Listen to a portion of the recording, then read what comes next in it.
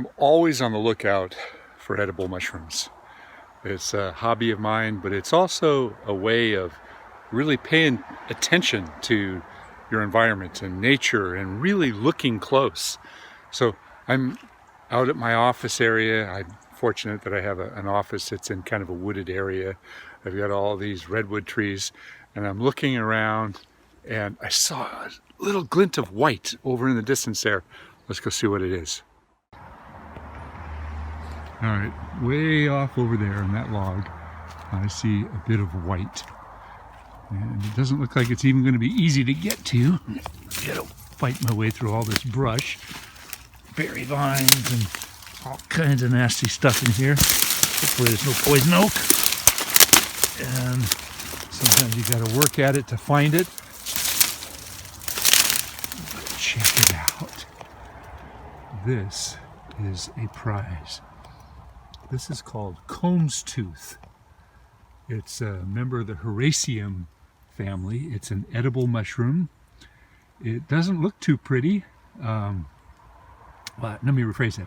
It looks very pretty. It doesn't look like it's edible. But if you cut this off of here and you fry this up in butter, it tastes just like lobster.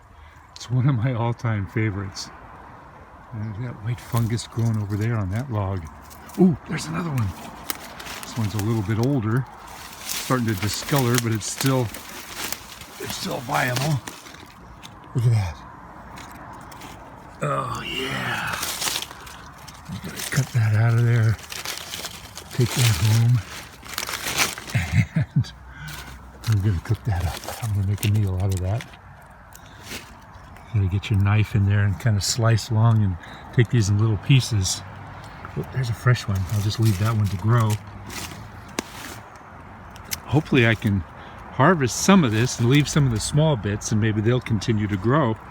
And I'll come back next week and maybe I can continue to get some good stuff. Oh, look at that. I see something else. You gotta look really closely.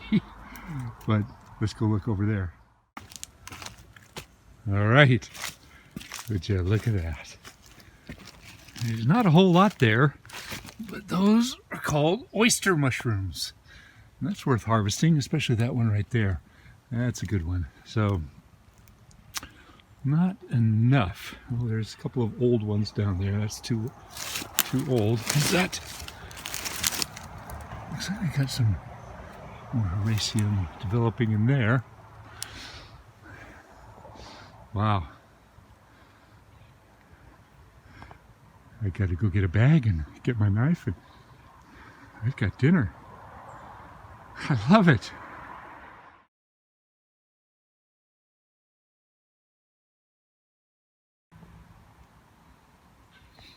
All right. On Friday, I came out here and I harvested all this, and I left this to grow, and I harvested this, but I left that little tiny bit to grow.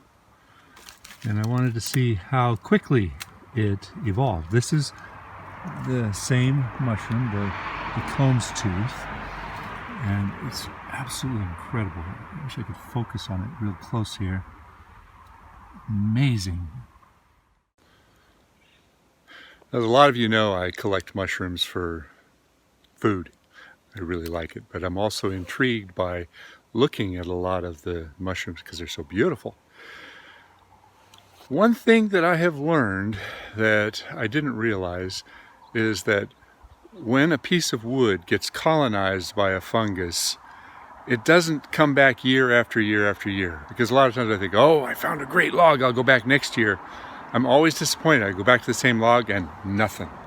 So either other fungal organisms overwhelm it, or it does a really good job of digesting the wood, but it comes up, it blooms, you've got this magnificence, this great food, or just some beautiful fungal organisms.